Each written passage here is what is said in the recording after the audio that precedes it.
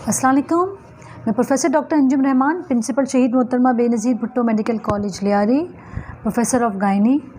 आज हम डिस्कस करेंगे कि सिजेरियन सेक्शन यानी कि ऑपरेशन से बच्चा पैदा होने की क्या वजूहात हो सकती हैं और क्या ज़रूरी वजहें हैं कि हमें ये करवाना चाहिए, इसको अवॉइड नहीं करना चाहिए, और इसकी क्या कॉम्प्लिकेशन हो सकती हैं और हम इसका कैसे अवॉइड कर सकते हैं।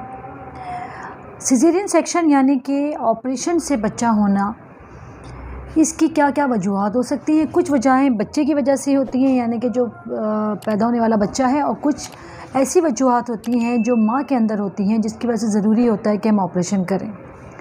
पहले बात तो मैं आपको बताऊं कि डेफ़िनेटली ऑपरेशन हो या नॉर्मल डिलीवरी हो या कोई दवा हो, कोई मेडिसिन हो, हर चीज़ का साइड इफ़ेक्ट है, हर चीज़ का कॉम्प्लिकेशन है। कोई भी दवा, एक टेम्पेरेंडोल की गोली भी साइड इफ़ेक्ट्स या कॉम्प्लिकेशन से आज़ाद नहीं है, पर डेफ़िनेटली किसी न किसी वजह से जो चीज़ लाइफ सेविंग है, जो आपके और आपके औलाद के लिए, बच्चे के लिए ज़रूरी है, वो बेहतर है कि आप उसको अडॉप्ट करें, अपनी कंसल्टेंट को से डिस्कशन करें। ज़रूरी नहीं है कि आपका कंसल्टेंट, जो हमारा यूजुअली लोगों को ये बड़ा कॉमनली एक लोगों की सोच है कि डॉक्टर जिसके पास जाओ वो ऑपरेशन कर रहे होते हैं। मैं नहीं समझती कि कोई अच्छा फिजिशियन होगा या अच्छा गायनेकोलॉजिस्ट होगा वो बिला वजह अपने मरीज़ का कोई इलाज करेगा, बट डेफिनेटली जहाँ पे कोई इंडिकेशन है जिससे हमें लगता है कि आपके या आपके बच्चे को कोई नुकसान है, तो बेहतर है कि ऑपरेशन किया जाए। देखिए जी, ऑपरेशन की बहुत सारी वजूहत हो सकती हैं। जैसे मैंने कहा कि माँ में क्या वजूहत हो सकती हैं। हो सकता है कि माँ की हड्डी का साइज़ छोटा हो, या फिर हो सकता है कि बच्चे का साइज़ ही बहुत बड़ा हो कंपैरेटिव टू मदर के साइज़ के, या माँ की हड्डी के लिहाज से कि वो बच्चा आपका नॉर्मली डिलीवर ना हो सके। ये बहुत सारी मेडिकल रीज़न हो सकती हैं। हो सकता है कि पेशेंट बिल्कुल ठीक हो और आपको लास्ट मोमेंट पे उसका ब्लड प्रेशर बहुत बढ़ जाए, या खून का छूट जाना, या हाईली अनकंट्रोल शुगर हो, उसकी वजह से लगता हो हमें कि जी बच्चे की धड़कन सही नहीं है, या ख़ुद वो बच्चा ही कमज़ोर हो। इस तरह की बहुत सारी और वजूहत हो सकती हैं। जैसे बच्चे का सर बहुत बड़ा हो जाता है, या बच्चे की धड़कन सही नहीं जा रही होगी, या हमें लगता है कि माँ सीवियर कार्डियक डिजीज़ की पेशेंट है और हमें लगता है नहीं है कि हम उसको लंबे दर्द दे सकते हैं। इस तरह की कोई भी इंडिकेशन में हमें ज़रूरी है कि हम सिजेरियन सेक्शन करें।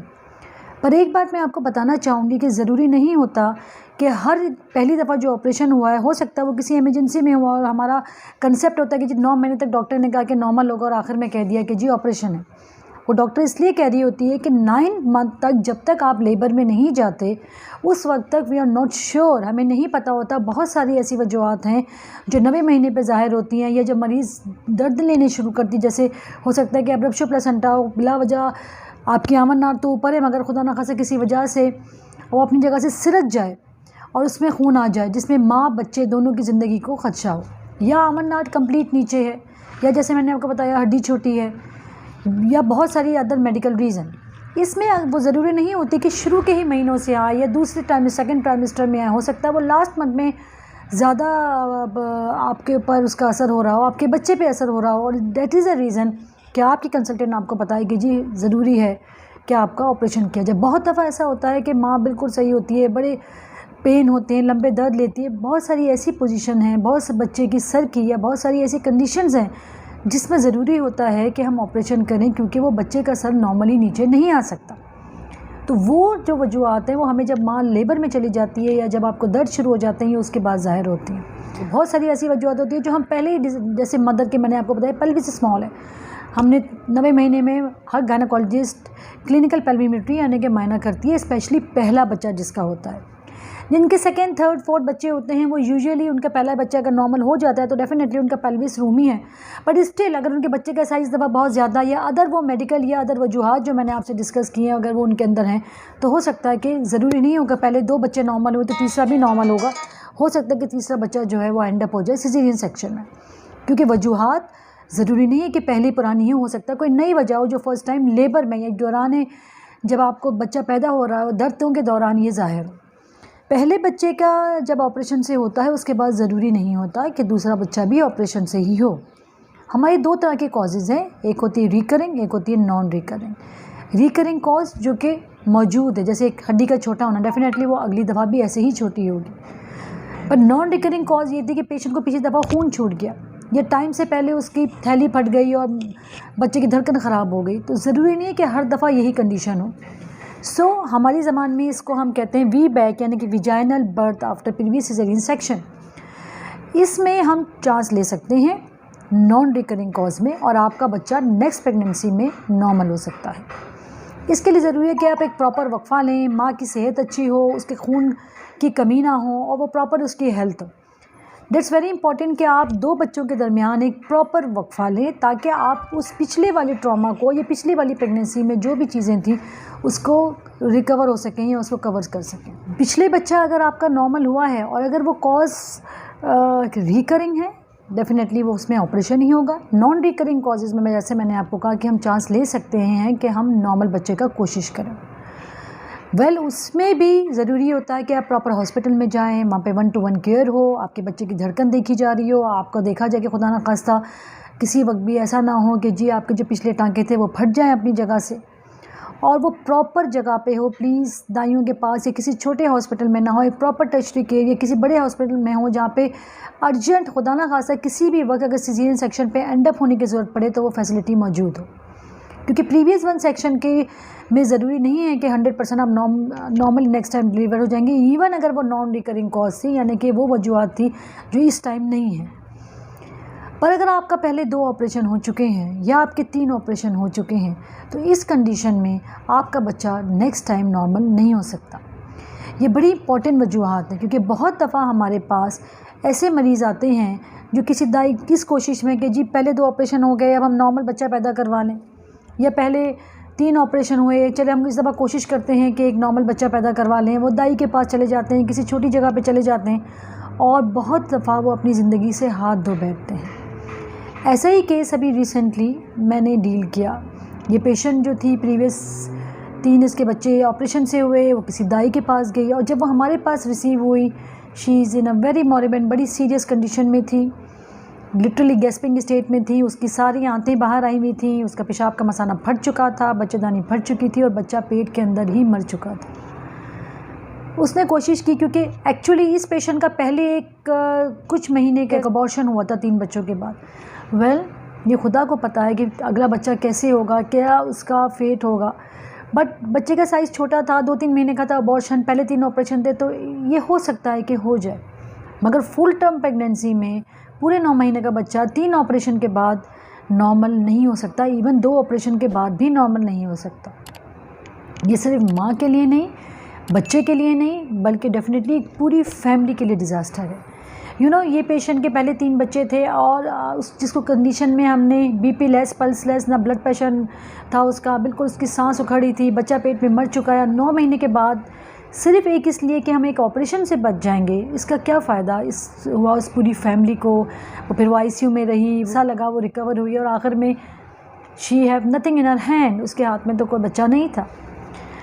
देखिए, ज़िंदगी मौत अल्लाह के हाथ में, मगर डेफिनेटली हमें भी चाहिए कि हम अपनी केयर करें बेहतर जगह में। ऑपरेशन का लोगों को बड़ा खौफ है कि जी ऑपरेशन के बाद बड़ी कॉम्प्लिकेशन होती हैं। लोग कहते हैं जी कमर में इंजेक्शन लगता है, हमारी हड्डियाँ कमज़ोर हो जाती हैं।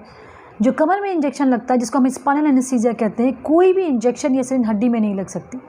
वो इंटरस्पेस होती है इस वर्टिब्रास के, वहाँ पे लगाया जाता है, और अगर बहुत अच्छी जगह, प्रॉपर जगह लगाया जाए तो कोई पोस्ट जो स्पाइनल कॉम्प्लिकेशन में लॉन्ग टर्म बैकएक का होना ज़रूरी नहीं होता। बल्कि मैं ये ज़रूरी क्या मतलब, मैं कहूँगी कि ये नहीं होता, it's not a complication of it. Actually इस मदर ने प्रॉपर अपनी डाइट नहीं ली होती, कैल्शियम की कमी होती है, विटामिन डी की कमी होती है, उसके बाद ब्रेस्ट फीड करवाएगी, and then mostly they don't take any contraception. हो सकता है नेक्स्ट प्रेगनेंसी भी इतनी जल्दी हो जाए। ये वजूहत हो सकती हैं कि जी आपके अंदर विटामिन और कैल्शियम की कमी है, जिसकी वजह से आपको परसिस्टेंट बैकएक है। बट यूजुअली पेशेंट को रिस्पॉन्ड करते हैं कि डॉक्टर साहब हमने पहले एक ऑपरेशन करवाया और हमने स्पाइनल लगाया और उससे हमें कमर की हड्डी कमज़ोर हो गई और रीढ़ की हड्डी में दर्द होता रहा। हालांकि डायरेक्ट कोरिलेशन इस चीज़ का इसके साथ कोई नहीं है। मैं आप सबसे ये रिक्वेस्ट करूँगी, जो भी ख़वातीन का पहले, दूसरा या इवन फर्स्ट ऑपरेशन भी सीजर से, पहले तो ये बात है कि देखिए इंडिकेशन बनती है तो you should go for it.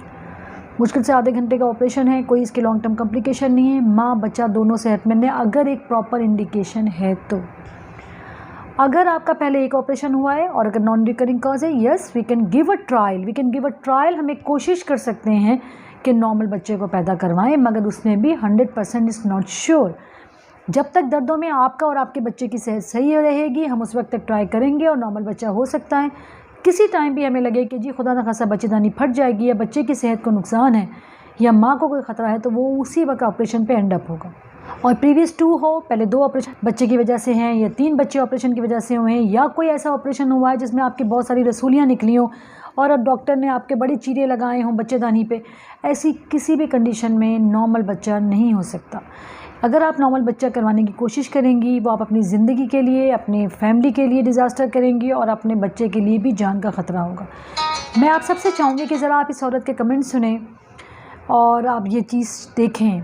उसके बाद मैं आप सबसे रिक्वेस्ट करूँगी कि प्लीज़ आप माँ बच्चे दोनों की ज़िंदगी हमारे लिए बहुत इम्पॉर्टेंट है। जब भी आपकी प्रेगनेंसी हो, प्लीज़ प्रॉपर जगह में दिखाएं, प्रॉपर केयर करें, आपका प्रॉपर स्पेसिंग होना चाहिए, आपके अंदर खून की कमी नहीं होनी चाहिए, विजिट्स करें प्रॉपरली जिस टाइम जो डॉक्टर आपको बुलाया जाए, और जो आपकी डॉक्टर ने आपको एडवाइस किया है प्रॉपर डॉक्टर ने, प्लीज़ उनको वो फॉलो करें, ना कि आप स्किप करें और एक शॉर्टकट करें और किसी चीज़ से बचने की कोशिश करें जो आपकी और आपकी फैमिली और आपके बच्चे के लिए नुकसानदेह। जी अस्सलाम वालेकुम, मेरा नाम अनीज़ा है और पहले मेरे 3 बच्चे थे जो ऑपरेशन से हुए हैं और अभी ये मेरा चौथा बच्चा था जो मैं दाई के पास गई थी, वहाँ पे नॉर्मल डिलीवरी करवाई मैंने और उसने मेरे साथ बहुत ज़बरदस्ती की, बहुत ज़्यादती की। मैंने काफ़ी दफ़ा बोला कि बाजी मुझे छोड़ दो, अगर मेरा केस नहीं हो रहा तो मुझे छोड़ दो। मेरे शौहर ने भी उसको बोला बाजी अगर छोड़ दो, नहीं हो रहा तो हम लियारी में चले जाएंगे, वहाँ पे हम केस करवा लेंगे। वो उसने बोला कि नहीं अभी हो जाएगा, अभी हो जाएगा, अभी हो जाएगा। सारा पेट भी फाड़ दिया था और मैं यहाँ लियारी हॉस्पिटल में आई, डॉक्टर सर और डॉक्टर मैडम अंजम, जिसने मेरे साथ अच्छा ताउन किया, मेरा ऑपरेशन किया, जिसने दोबारा अल्लाह ताला से मुझे ज़िंदगी लेके दी, वरना मेरे पास तो ज़िंदगी नहीं थी। डॉक्टर अंजम और डॉक्टर सर ने मेरे को अच्छी ज़िंदगी दी और मेरे साथ अच्छा ताउन किया, जो अभी मैं यहाँ पे ज़िंदा बैठी हूँ, चल सकती हूँ, वरना मैं तो यहाँ पे नहीं थी। अभी मैं अपनी बहनों को, दूसरों को बोलना चाहती हूँ कि वो कहीं भी डॉक्टर के पास और दाई वगैरह के पास नहीं जाए, यहाँ मैडम अंजम और डॉक्टर सर के पास आए जो अच्छा इलाज करती। जैसे मेरे साथ उसने अच्छा ताउन किया, अच्छा इलाज किया, मेरा अच्छी मेडिसिन लगाए, मुझे मेरा ख्याल किया। डॉक्टर अंजम और मैडम सर मुझे मेरे साथ अच्छा ताउन करती हैं और मैंने अभी ज़िंदा हूँ उसके साथ, अभी उसके सहारे में अभी यहाँ ज़िंदा बैठी हूँ जो अपने बच्चों को देख रही हूँ, वरना मैं तो मार गई थी। अपनी बहनों को बोलती हूँ कहीं और नहीं जाएं, यहाँ पे आएँ, लियारी में आएँ, मैडम सर और डॉक्टर अंजम से मिलें और उससे वो अच्छा ताउन करती हैं, उसके साथ उसके अलावा और कहीं भी नहीं जाएं। मेहरबानी, शुक्रिया।